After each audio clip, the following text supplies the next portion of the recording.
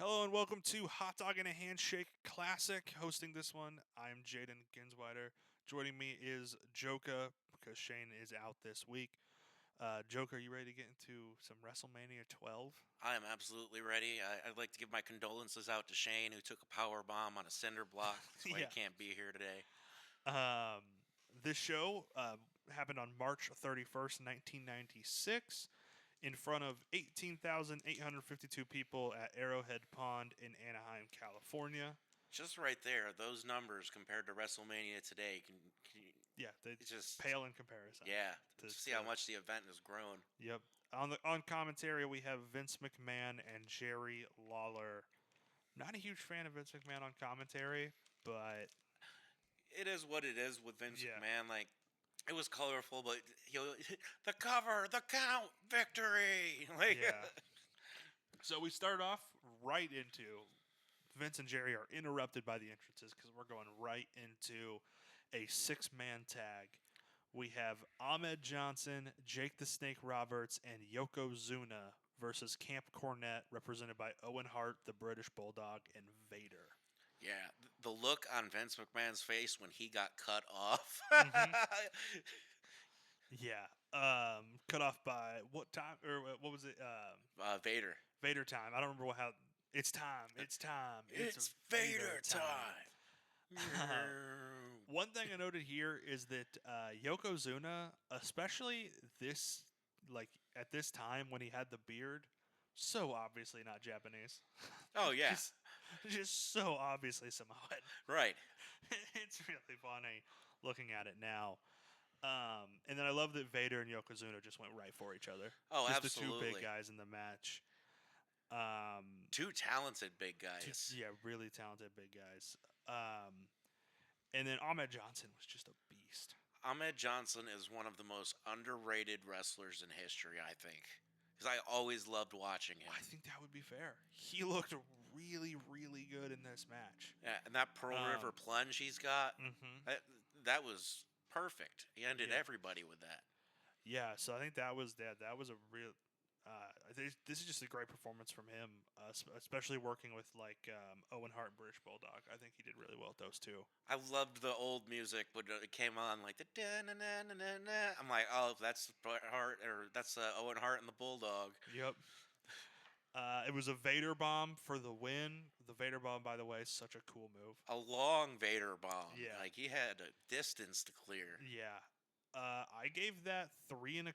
What did you think of it? Out of 5, I'm going to go with a 4.5. 4.5. It was pretty fun, but it did feel kind of basic at points. Which I mean, it's the opening 6-man. I didn't expect it to be like a 5-star match. You know what I mean? It's nostalgia for me because looking at the team, Camp Cornette, everybody on that team is no longer with us. That is true. Yeah, I didn't think about that. Yeah. So, and then Yokozuna also passed away. So. Yeah. Actually, I think just a few years after this match, I think he was like 2000. I think is when he passed away. So yeah. But yeah, I thought it was kind of a schmozzy finish with Jim Cornette getting involved, and that kind of took away from it for me. But ultimately, pretty good. Jim Cornette's hilarious. Yeah. He was a great manager. Him and Shawn Michaels' interactions were so good over the time of Vader and his feud. Mm-hmm. Then we get to Roddy Piper versus Goldust Part 1.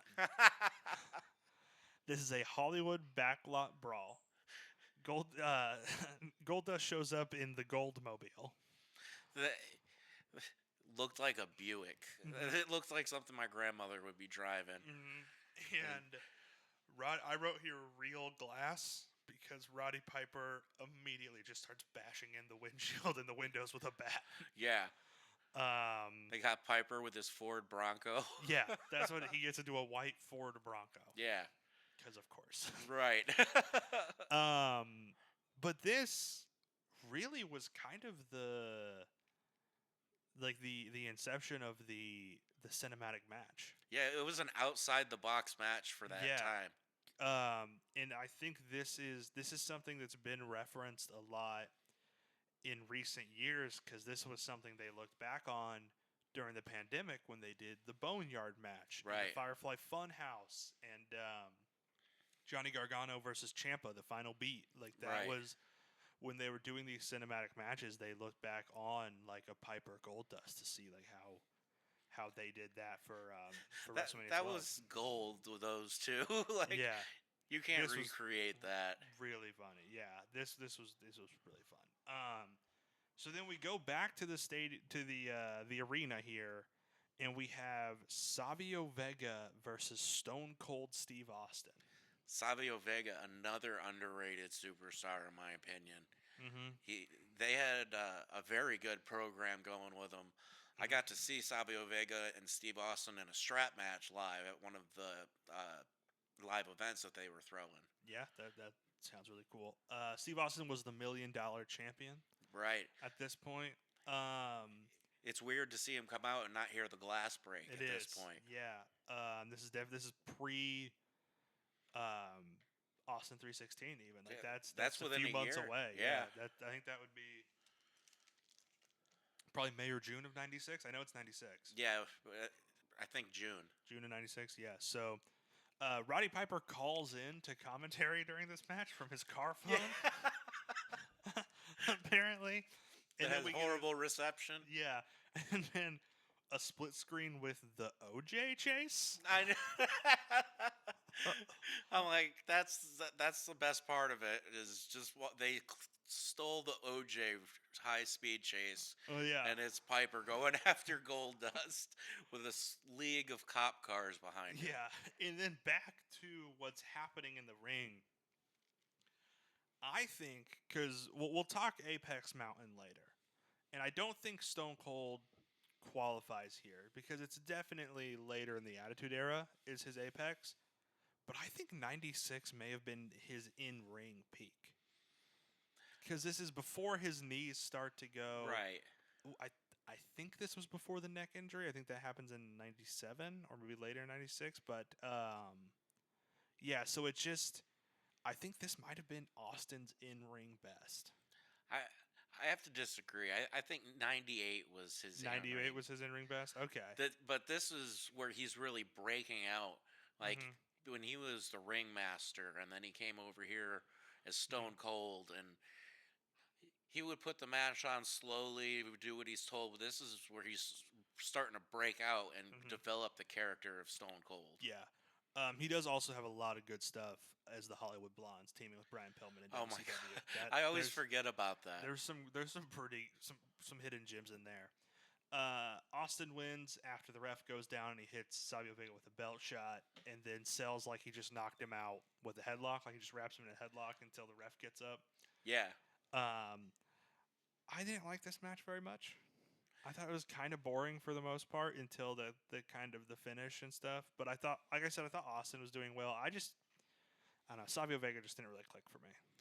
Yeah, that match, it definitely wasn't the best on the card. I'd probably give it a 2.5 out of 5. Yeah, like it felt like commentary talked about Piper and Goldust as much as they talked about Austin and Vega, which just kind of took away from it. It was a big distraction. And it just kind of felt like a waste of WrestleMania card space. Yes. Because, like, especially now we see the WrestleMania card, like, as this is the best of the best. This is what... Absolutely. And that's what it was at the time, too. It felt like this was just a poor way to use that time. Right. And then we get Kurt Hennig interviewing Diesel, who will be wrestling Taker later in the night. Mr. Perfect here says Diesel no less than 47 times in the one question he asks. Like, he's explaining the feud to Diesel, and he's like, so then, Diesel, you did this, and then Diesel, Undertaker did that, and then Diesel, you did this. He just keeps saying Diesel. Diesel, you saw Diesel in a casket. Yeah. More mind games from the Undertaker, Diesel. Like, yeah. It's like he was getting bet for that. Like, how many times can you say that? That, honestly, given the locker room at the time, probably happened. There's a lot of ribbing going on back then. That was probably Scott Hall being like, hey, yo. I bet you can't say Diesel 60 times. Yeah. And then we get into Ultimate Warrior versus Hunter Hearst Helmsley. The return of the Ultimate Warrior. Hunter's punishment. For the curtain call? Is that what you... No, not for... what was his punishment for? No, it might have been the curtain call. See, that's what I thought too. But he then was being punished for something. But then I looked it up. The curtain call happens after this. Okay. So it wasn't for the curtain call. Okay, it was for something. But he had taken it was something to do with Razor Ramon and Diesel and Shawn Michaels, where they got in trouble, but he took the brunt of it because they were big superstars. But it wasn't the curtain call. It was an incident that happened. Yeah, because let me see if I can find something here. But the I mean, this doesn't say anything about what happened here, but because yeah, I always just in my mind, I think I conflated those two stories, and I just always thought, oh, curtain call, he gets in trouble. They're so close together. They are, because it's like in April of '96, so they're like literally weeks away from the curtain call happening. He does get punished by just getting pushed down the card, because I looked into it, because I was like, isn't this why? And so I looked it up. Yeah. Diesel and Razor were leaving. Yep. As was X-Pac. Yes. And Shawn Michaels was the WWE champion. Yep. So it left the brunt of it onto Triple H. And I can't remember if this was... let me just look it up with the word punishment. Because, yeah, I don't know...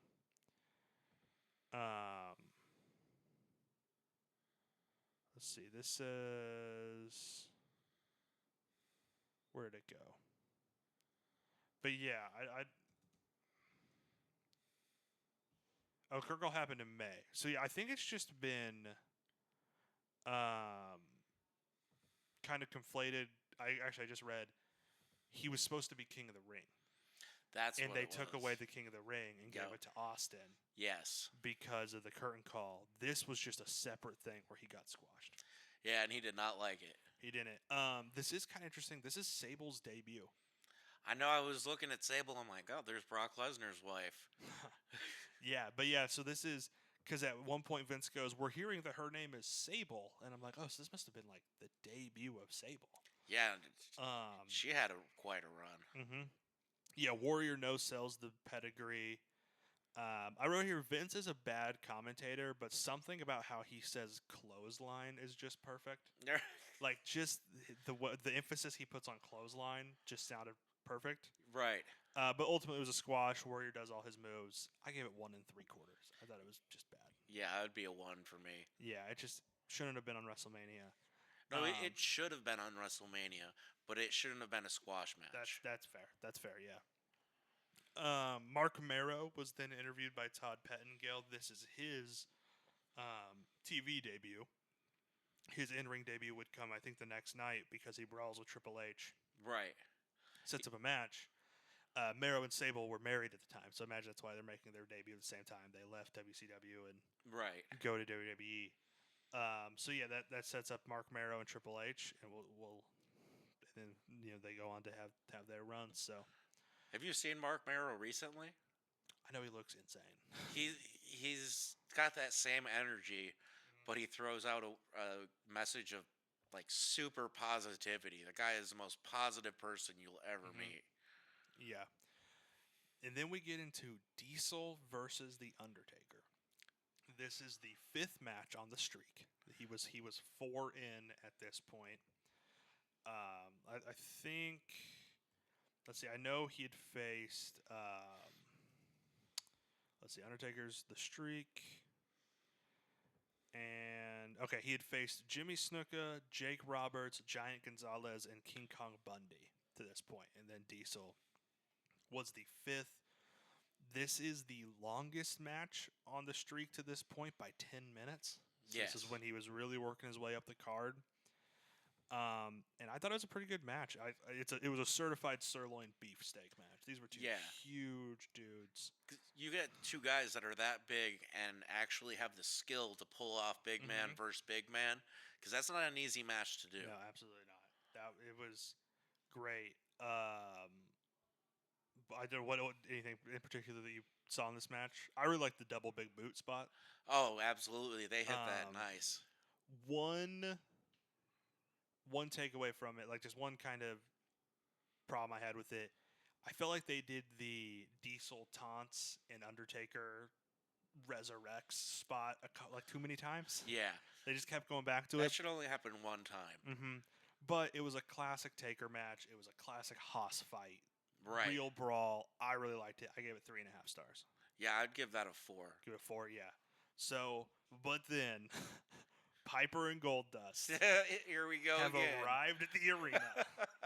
They are brawling through the back, and there is a very quick Pat Patterson cameo. You see Pat Patterson kind of like run across the screen. Right. They brawl from the back to the ramp to the ring. They're really going at it in the ring. Goldust leg drop to the yam bag, as Taz would say. And then it all builds up to the big reveal, which was... Oh my God. Dustin Rhodes wearing women's lingerie underneath his wrestling outfit. I've heard Dustin talk about this, and he sounds like he had so much fun doing all this and working with Roddy. Like, he loved this. Yeah. It was really funny. But I bet you it was Piper's idea. He's just like, you know what would be really great is if I kissed you and then ripped off your clothes and you were in women's clothing. Then my music started playing. I think Dustin did say it was Piper's idea. Piper's the craziest person behind the scenes. Such a good wrestling mind. I know. Such a great wrestling. I would have loved to see a territory just booked by Roddy Piper. Just see what that would have looked like. So then Piper, of course, he returns the nut shot, and Piper, I guess, wins by forfeit. Goldust runs off with Marlena. So I guess 3 1/4. That was pretty fun. Yeah, say 3.5 because at that point, no one's ever seen anything like that, especially with no defined winner at the end. Yeah, it was kind of odd. Announcement, no bell. Exactly. Yeah, it was just an all-night fight. Yeah. Speaking of all-night fight. Yep. The main event of main events: Bret Hart versus Shawn Michaels in a 60-minute Iron Man match. This is why we picked the show. This was originally this week we were going to do a Pro Wrestling Noah show, but since that's a very Shane-focused show and he wasn't going to be here, we switched it up. And I asked Jolka if there was something he wanted to watch, and WrestleMania 12 was one of his ideas, and I was like, that sounds awesome. Let's go right for it. I don't know if you noticed this, but did you catch who was narrating the video package? Did you recognize the voice? I can hear the voice.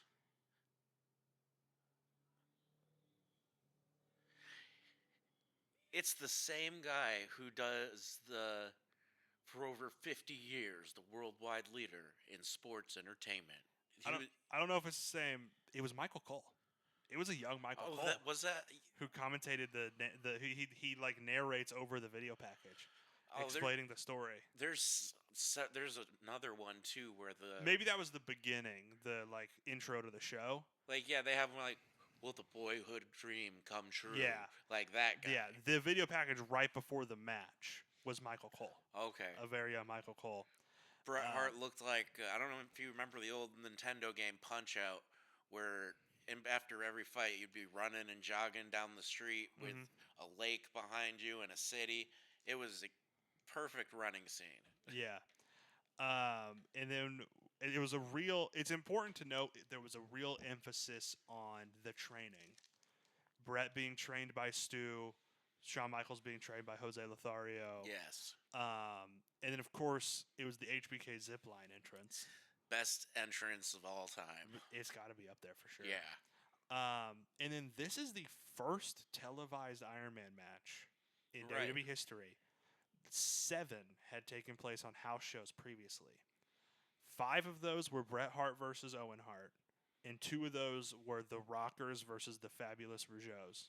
Oh. So at this point, there had been 7 Iron Man matches in WWE history. Bret and Shawn had been in all of them, and this was the 8th. I feel like we should have been able to see a Bret Hart, Owen Hart Iron Man match. I know. Where's that house show footage? Get me that. Yeah, that would have been awesome. Imagine if everyone had cell phones back then like we do now. Mm-hmm. I have one note, and then one more note, and then we'll get into kind of how I broke down this match. When the action gets fast, Vince just starts spewing gibberish. Right. when a few moves happen quickly in succession, Vince is just, he's gone. Yeah. Yeah. Another clothesline back into the box. Ah! Yeah. Yeah, that's what it sounded like. And then what I did is just at every 10 minutes, because they had the timer on the screen for the whole match. Right. So at every 10-minute interval, I just kind of wrote down what was happening in the last 10 minutes with a few in-between notes here and there. So at the 10-minute update, I wrote, it's been a very technical bout so far, but business was starting to pick up, and HBK had just hit a head scissor to the outside, kind of head scissor throw thing. Not quite a Hurricane Rana, kind of different, but I think the same thing. I think for the match they were going for, that was the perfect way to start it. Feel each other out on a technical basis, get some reversals in, get some stalemates going. It really sets the tone for how hard they actually have to wrestle for the next 60 minutes. Yep. And then HBK knocks out the timekeeper. Yeah. With Sweet Chin Music. I didn't recognize who that was. I thought it was Tony Chimmel at first, but I don't think it was. I don't think he was quite around yet. But it I don't know if it was anybody, but Sweet Chin Music's a timekeeper because Bret moves out of the way. Poor Tony Chimmel. I heckled him so hard at a SmackDown show. And then at the 20-minute update, I said much more brawling in this section. They're really trying to punish each other. Shawn has been holding his own on the mat, but really gets in stride when he can pick the pace up, which I think is kind of expected from Shawn Michaels. Also, he killed that timekeeper. Rest in peace. Yes. They had to take that guy out on a stretcher. Like, I don't even know if they told that guy in the chair. Yeah. It looks like he just ate that kick. Yeah. At 30-minute update here, the marathon has started to set in. Both men are exhausted, but they just keep charging on. I have a picture in my head of the 30-minute mark, like around the 30-minute mark. Shawn Michaels has them in a waist lock, and they're both on the canvas. Shawn's standing behind him, and that's where they're really trying to like get their breath and really get into the groove. Then we get a Bret Hart pile driver, and I gotta say, this is 10 out of 10. The Jayden Ginsweider pile driver scale. Not just for the pile driver, but the way Shawn sold the pile driver was perfect.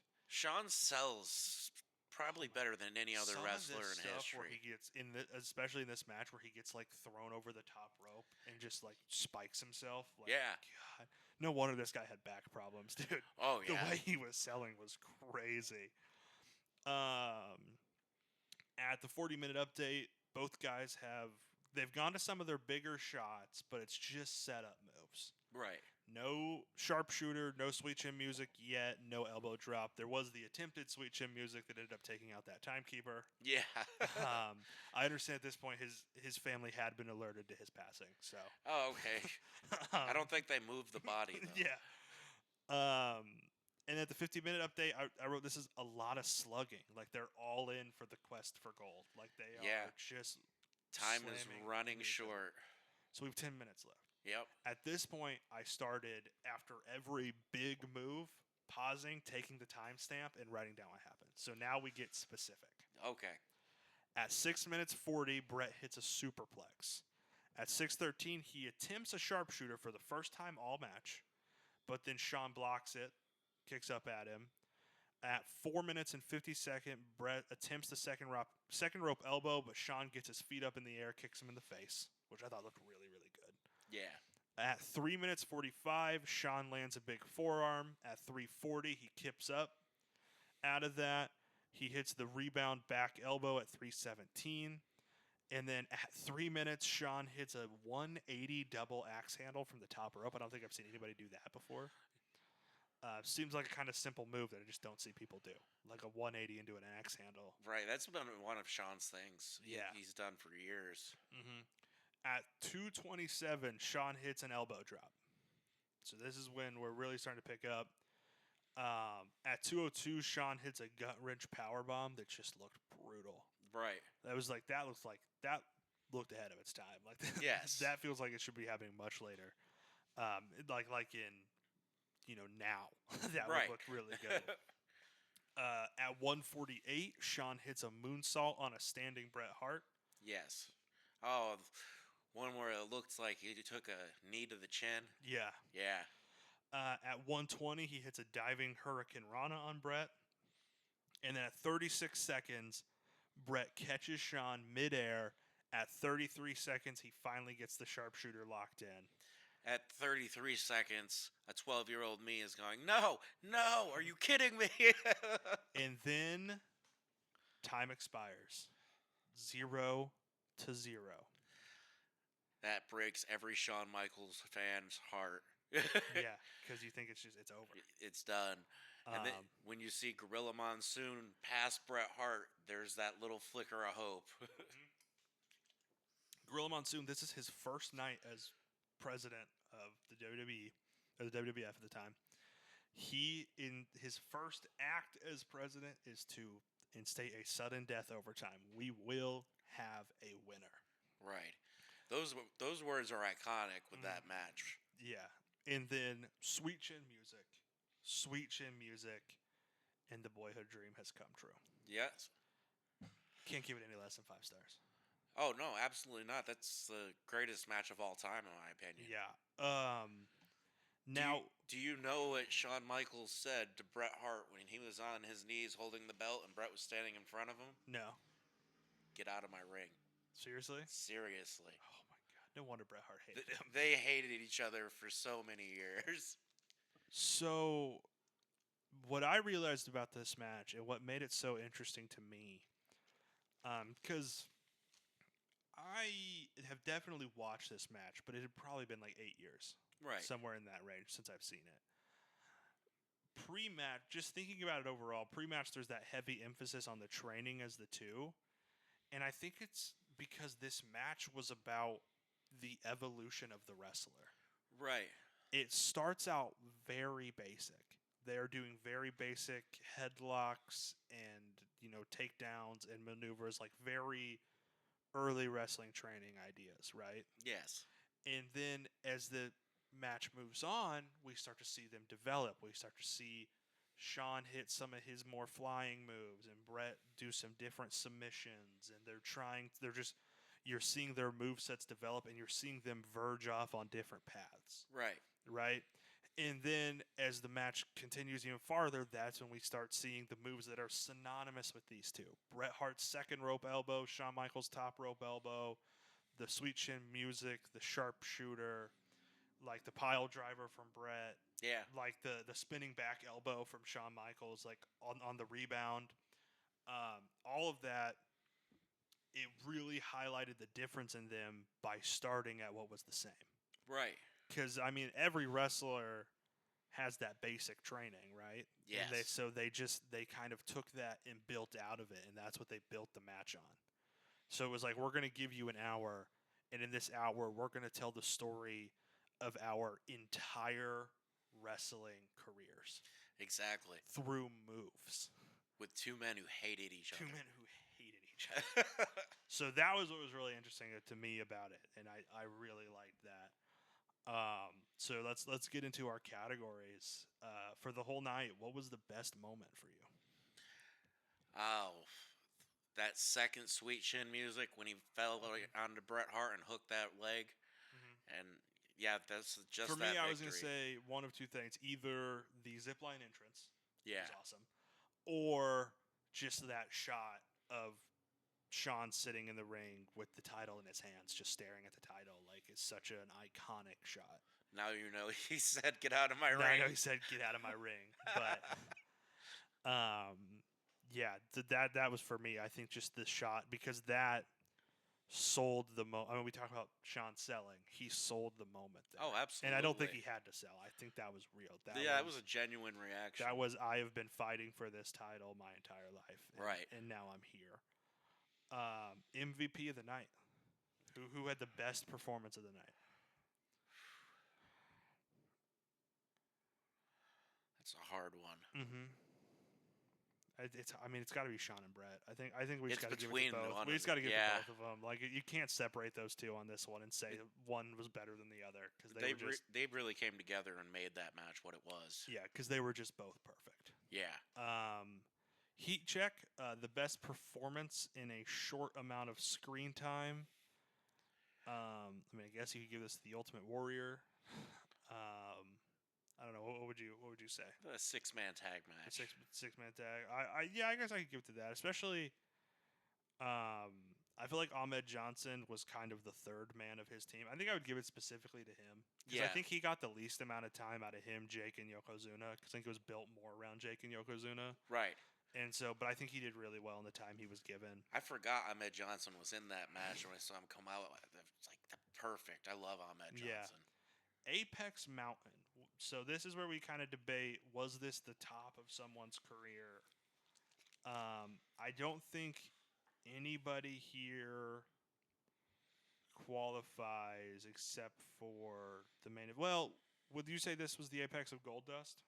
No. No, you think he gets better as he goes along? Absolutely. Okay. Is this the top moment for Bret Hart? Is this the apex? Is this Bret Hart at his absolute peak? No, I think Bret Hart at his absolute peak was Bret Hart versus British Bulldog for the Intercontinental title. So, 92? Yeah. You say that was peak? I think it was more of a passing of the torch for Bret. Mm-hmm. Is this the apex of Shawn Michaels? Shawn Michaels gets better, but that moment at the end of WrestleMania, I don't know if it gets any better than that moment as far as feelings wise. Yeah, I think so. Because I think really, if the injuries hadn't happened, I think he probably would have peaked in like 99, 2000. Right. I think but because we just lose so like 4 or 5 years there where we just don't have Shawn Michaels. Yeah. And then when he comes back, he's not quite the same. He's still really, really good. Oh, yeah. When he won the world titles first night back. Yeah. But I would say, this is probably the apex mountain for Shawn Michaels. Yeah. I think this is the highest point. It could be argued Shawn Michaels Undertaker. Yeah, but that's not his prime, though. That's just not his prime. That's not his prime. Think he's just not as. He's just. I mean, that's. He's had so many good matches. That's 13 years later. Like that's. You know what I mean? He's just not the same guy at that point. Yeah. I think this is the best version of Shawn Michaels we ever got. What was surprise of the show for you? I think for me it was Ahmed Johnson. I wasn't expecting. Yeah, I wasn't expecting Ahmed to do so well. My honest biggest surprise is they cut Vince McMahon off. Because you know what kind of guy he is. Yeah. And to be cut off. Mm-hmm. So now the recasting segment. I think for this we have to recast Shawn and Bret. So we're looking at this. If you could recreate this match with 2024 wrestlers, who is Bret Hart?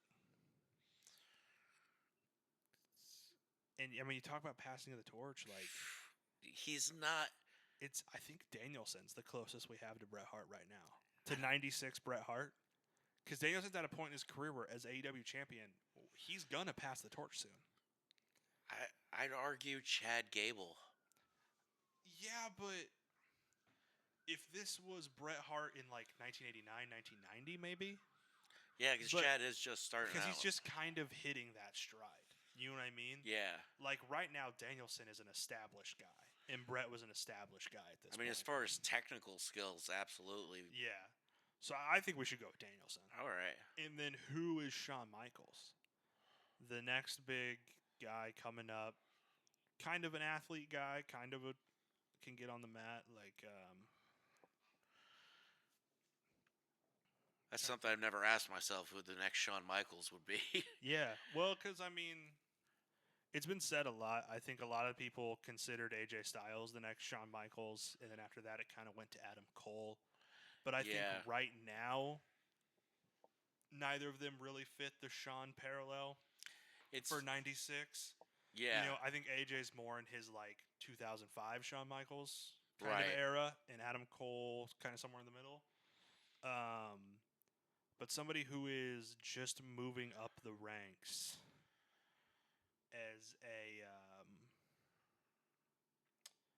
a guy, but isn't quite there yet. I don't know. I feel like there's got to be something. That's how good Shawn Michaels was. This is a hard question to answer. What about Carmelo Hayes? Yeah, I kind I of feel can like see that. Carmelo Hayes is kind of a young Shawn Michaels.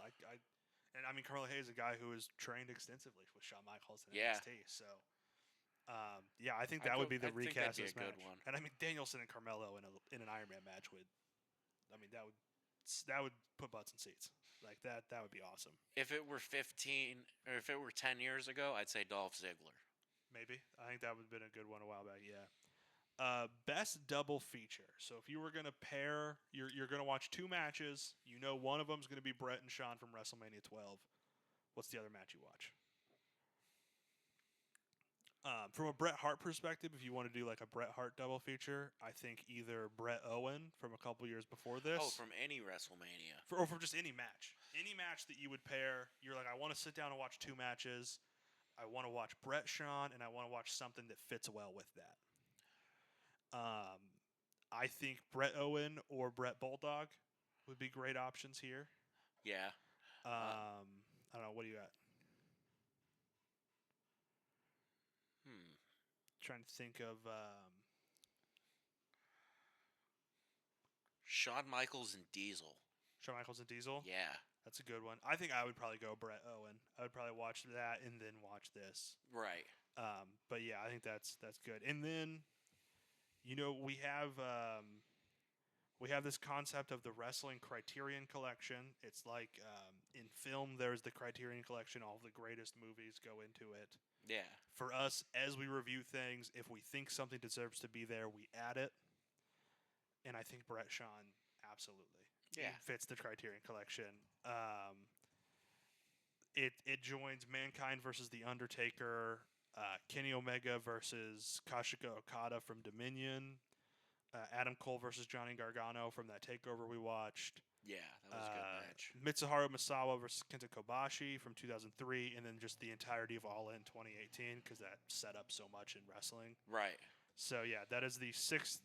Bret Hart versus Shawn Michaels is the sixth entry on our Criterion Collection. So great. I think that absolutely fits. And then on to our. Let me see. I know Shane sent me some of his thoughts. He just gave me match rating, so he didn't send like a handshake or any of that. So we always do the classic hot dog, classic handshake. So this is the favorite thing of the night, but the rule is you can't pick whatever we picked the show for. So you can't pick Bret Shawn because that's the reason we picked the show. What was the best thing on this night that wasn't the reason you picked it? Undertaker Diesel. That's what I put too. Yeah. Yeah, Undertaker Diesel. Absolutely. And then if you were to rate this show out of 10 as a whole show, not just because obviously the main event's a 10 out of 10, but as a whole show, what would you give it? 9.5. The only reason a 0.5 is taken away is because of the Savio Vega. Really? I gave it a 5. I thought it was just kind of average. I thought it wasn't great, really. And then the main event was just perfect. Right. So I wasn't really digging it as a... And I think part of that is comparing it as a WrestleMania. Right. I think as an in-your-house, this probably would have been better. I think it's different for me because that pay-per-view is what really launched me into watching wrestling. Yeah. No, I understand. Because I'm sure at some point we're going to review WrestleMania 28. Yeah. That was my WrestleMania 12. Like Cena Rock, like that. That was the first WrestleMania I Really? watched. And that was like what launched me into wrestling. You know what I mean? So Cena Rock. Yeah. So that would be I can understand. Like I'm sure when we get there I will rate that highly out of nostalgia because I had the DVD of that. I watched it over and over again. Right. So but yeah, that is it for this week. Next week, assuming Shane's back, we'll be doing Ring of Honor Field of Honor 2016 to kind of coincide with AEW Grand Slam. This one was just for fun because we were always just going to do a for fun one here, and so since it was me and Joko, we decided to go WrestleMania 12. But yeah, so Ring of Honor Field of Honor 2016. Look out for that. If you want to listen to more of these, we have other WWE reviews. We have New Japan, Ring of Honor, AAA. Like I said, we did All In. We did NXT Takeover New York. We even got our last one was a TNA show. So we've gone all over the place with this. Thank you for listening, and remember to enjoy wrestling.